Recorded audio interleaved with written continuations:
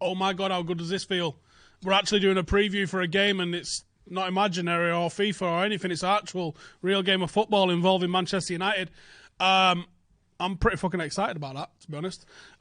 Cheers for joining us. Make sure to like the video, subscribe, and hit the notification bell so you don't miss anything when we go live post-match after our actual football game is back, or anything else that drops very soon. How's everyone doing? It's Thursday afternoon. Nearly said Friday then, because it feels like Friday. But we're playing on Friday, so it's not. Right, let's talk about what was said today in the press conference then. So Ole says, everyone knows that we will have to be at our best, have to be focused. We know it's a big game for everyone. We had Chelsea when we started the league this season, so I'm confident that our players can go into the Tottenham game with that mentality of going there to play a very good game of football. I like that, and I didn't think about that. That's very good as well. Shaw mentioned the magnitude of the fixture and how defining it could be for our season if we get a result makes it massive for us. We've just got to play the way we were before the break. We just need to make sure we're up for it and we get off to a good start in the final part of the season. Mourinho's told confidence that Paul Pogba is still one of the big guns United will take with them to face Spurs. Laurie Whitlow from The Athletic has been saying Rashford has been described as on fire during the friendly against West Brom last week. Daniel Taylor from The Athletic says Mourinho's also been telling people that Solskjaer is out of his depth as manager of Manchester United. Right, mate.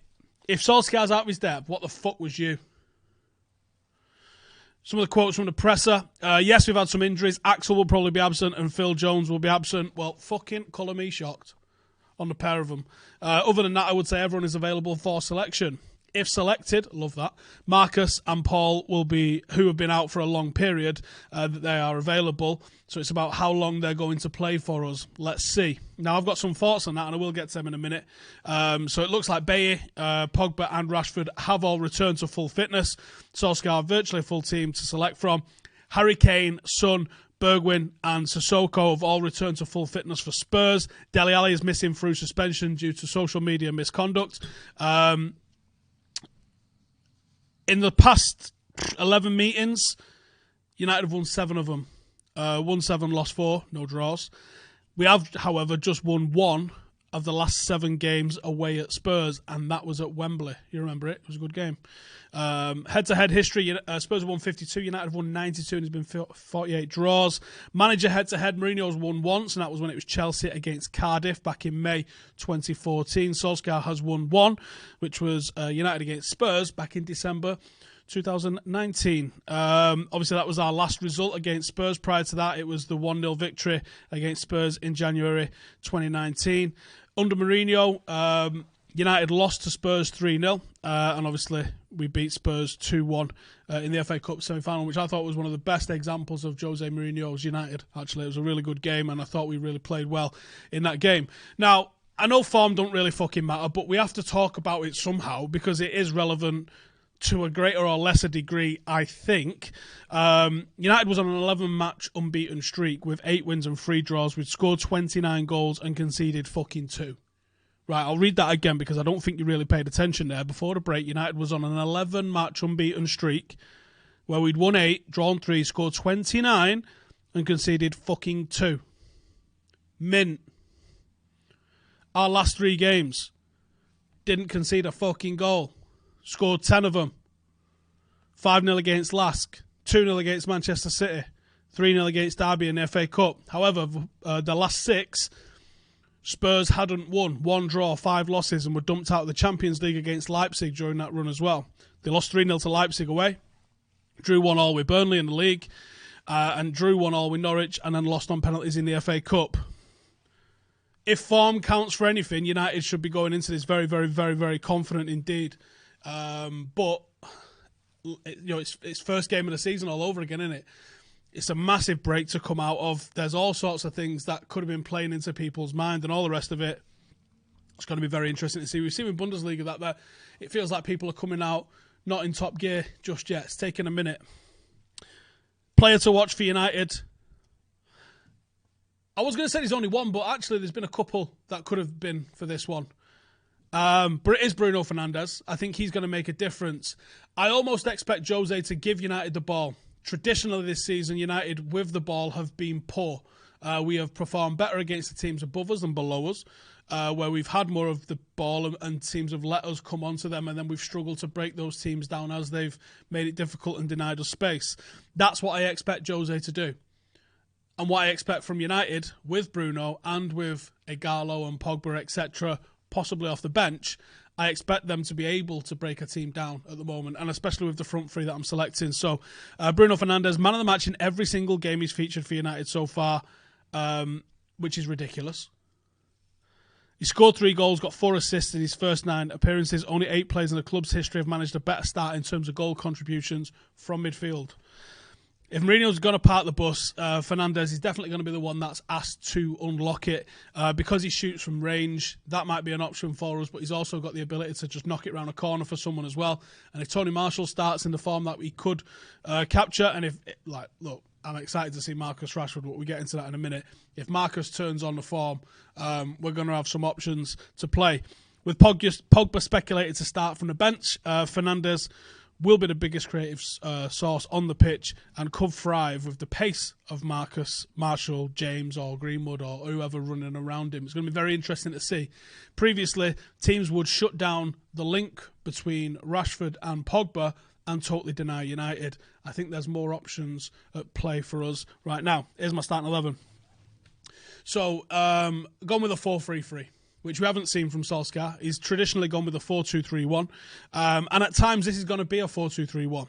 De Gea in net, Wan-Bissaka, Maguire, Lindelof, and I've gone with Shaw just for the experience, but don't be shocked if it's Williams, just for what he offers in terms of an attacking outlet. I've gone with McTominay because I expect that we're going to have the ball rather than be constantly defending all the time. I think we're going to look to defend on the counter, and I think McTominay, Wan-Bissaka, Shaw can do that. I've gone with Fred because I don't think Fred deserves to be dropped. And I think it might be a statement to Paul Pogba, which is, you don't rule the roost around here no more, and Fred's in good form. I do expect Pogba to be the first one off the bench, but I wouldn't be shocked to see him starting on the bench. And as Solskjaer kind of alluded to in the press conference, with both of Rashford and Pogba not having played for so long, I don't think both of them get the opportunity to start straight away. So I would expect it to maybe be Rashford gets the nod to start, but certainly, especially with 5 substitutes, Pogba comes off the bench and possibly quite early as well. So I've gone with Fred because I think you need industry and I think you need energy. And obviously the big creative spark that's in that midfield is Bruno. And I know Bruno and Fred have been working together down with a lad in Droylsden doing extra training. So maybe there's a link-up being forged there with those two. I went with Greenwood over James on the right because I think James suits it as an impact sub. And I also think that you give him a chance, Mason Greenwood, it's a goal. Tony Marshall down the middle, and then Marcus Rashford. You can't not mention what's happened with Marcus Rashford over the summer or over the break. He's been absolutely phenomenal. Absolutely phenomenal what he's done. But as he said himself yesterday, back to the day job. He is our current leading goal scorer. I think he's going to end up on 25 plus by the end of the season if he doesn't get another injury. I would love him just to be the cherry on top, to show that, you know, he can do the philanthropy side and he can do all that sort of stuff, but he can also bang the fucking goals in when needed as well. And that's what's needed tomorrow night against Tottenham. Marcus to come out the fucking gate. He's never had a break. When he came into the first team, he hadn't really had the sort of easy transition someone like Mason had. He'd had these growing pains, Osgood slats it's called, where you literally are just in agony because you're growing far too quickly. He had that coming in, which meant that he didn't really have the sort of breakout expectation or management into the first team the way someone like Mason's having, and also because of the injuries, he was just expected to play. Then he went to the Euros, then he just played every single game. And he's not really had any sort of break, physically or mentally.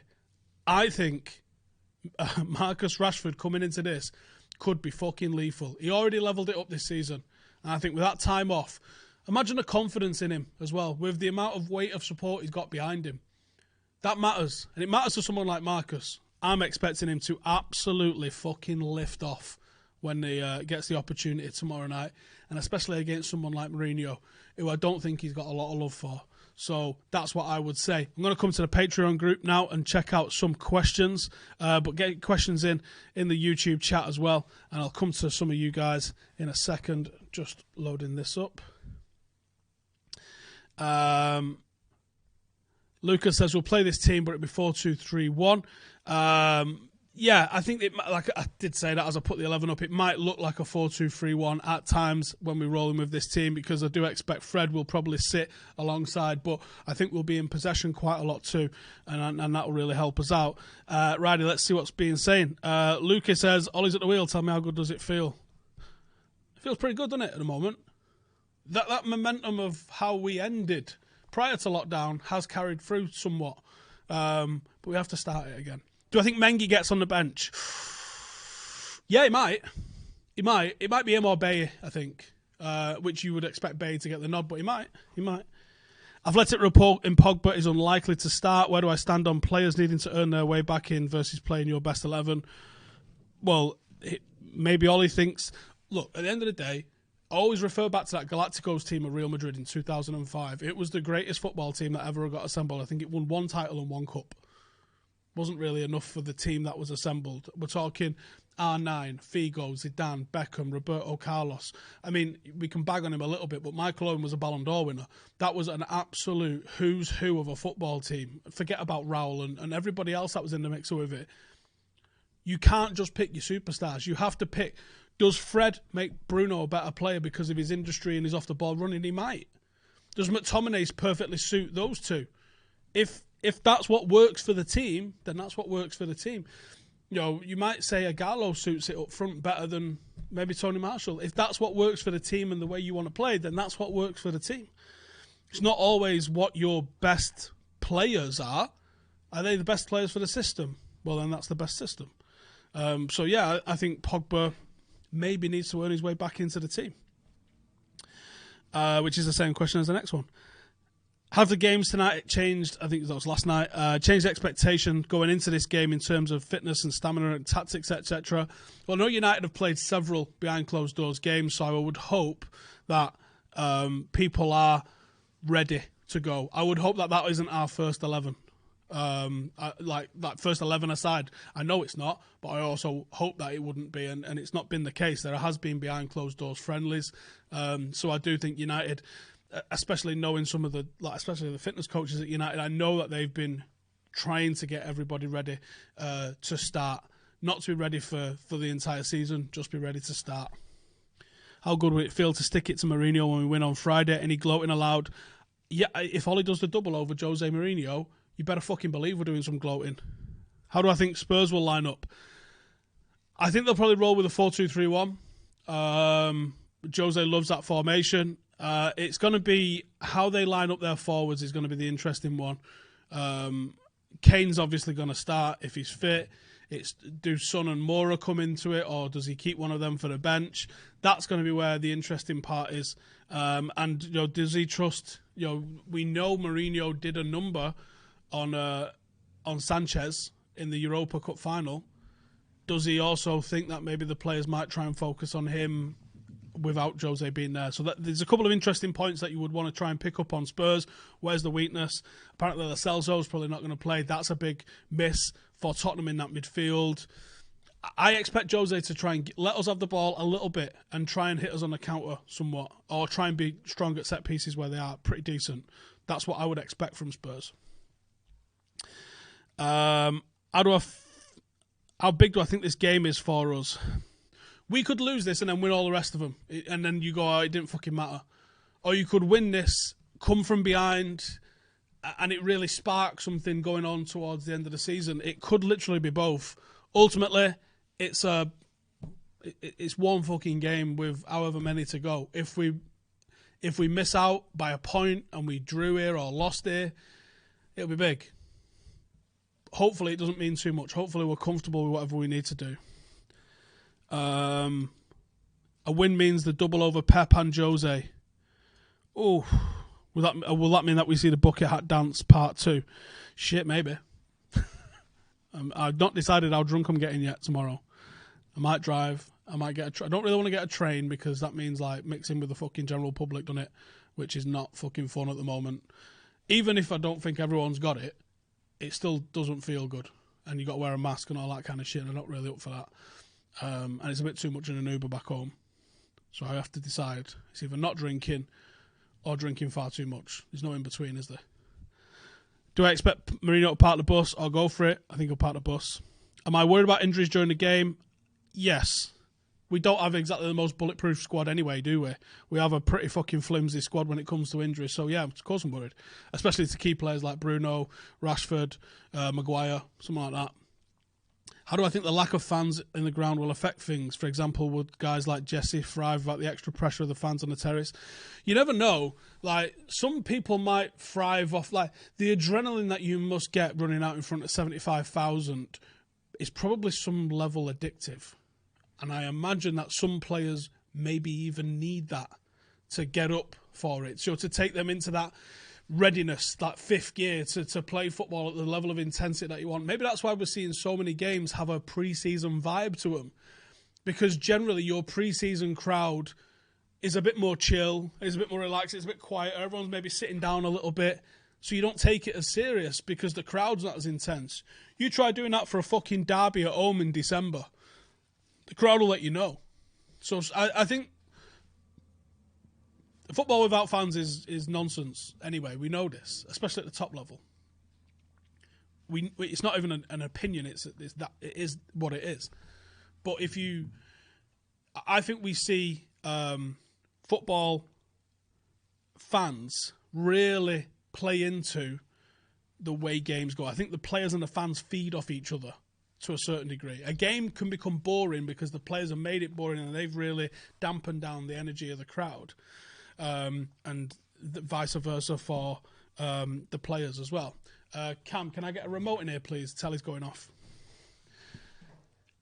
Are there question marks over the state of Rashford back / could it be problematic throughout his career? Not as far as I'm aware. As far as I'm aware, he is fit. And fit is just fit, I think. And properly fit is the word on the street. How many hat-tricks will Marcus get against Spurs? I'll settle for the one. I'm going to be honest with you. I will settle for the one. Aspect, do we start 5 at the back? Obviously, I've already done my 11. So that's what I think. Would it be a good idea to play a diamond? Actually, yeah, I think this is a good point. So I give a 4-3-3 as my team and what I thought we would probably roll with. But we deliberated on it in the office this morning quite a lot. There's a big argument to say go with a 3. We've been very successful in big games going with a 3. That's typically when we expect to not have the bulk of possession, I think. I think we will have the possession this time around, so that's why I didn't go with the 3. But a diamond could be a brilliant way to bring everybody in as well. You would still comfortably say, even if it is Mason Greenwood, our weakness is the right wing. Now, that's not him as a weakness as a player, but it's him as a player that's not necessarily played in his right position, playing out on that wing. He comes inside, positionally. He's not perfect in that role. So you would get a stronger team if you maybe played a diamond. If you play a diamond, you can't have Luke Shaw and Wan-Bissaka as your fullbacks because you're asking your fullbacks to provide width and balance. And at the moment, I don't think you get enough out of Wan-Bissaka and I don't think you get enough out of Luke Shaw in the final third. So you would have to look at mixing that up. Maybe you go with Wan-Bissaka on one side and maybe Williams on the other to balance that out a little bit more. Every position and positional difference is going to be a trade-off. I think you'd be extremely strong through the core and possibly even dominate possession a little bit if you went with a diamond.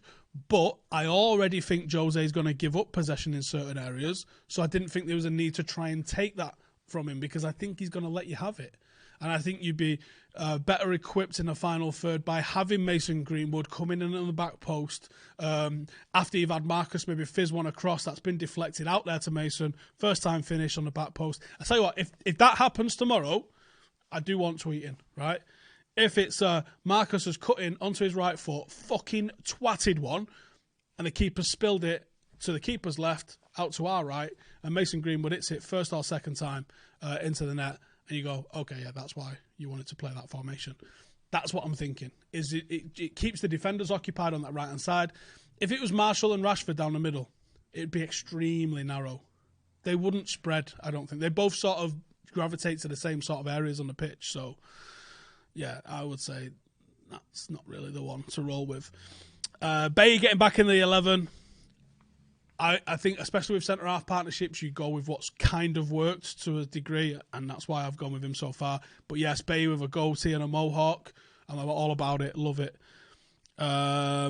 Because of players maybe losing energy during the game, is it wise to keep McTominay on the bench to get around the pitch fresh in the second half? I think McTerminator could probably start and still be fresh in the second half. I don't think that's a drama. Key duels to watch out for: Harry Kane and Lindelof, if it's allowed. We don't want to allow it because he loses. It's certainly going to be Harry Kane and Maguire, and I would expect Maguire to try and get over him on that one. Outside of that, if it's Serge Aurier for Marcus Rashford, get the fucking popcorn out because we could be in for a good time with that one. What position will Pereira play after his masterclass versus West Brom? Don't do this. Don't do this. I hope he plays able 7th substitute.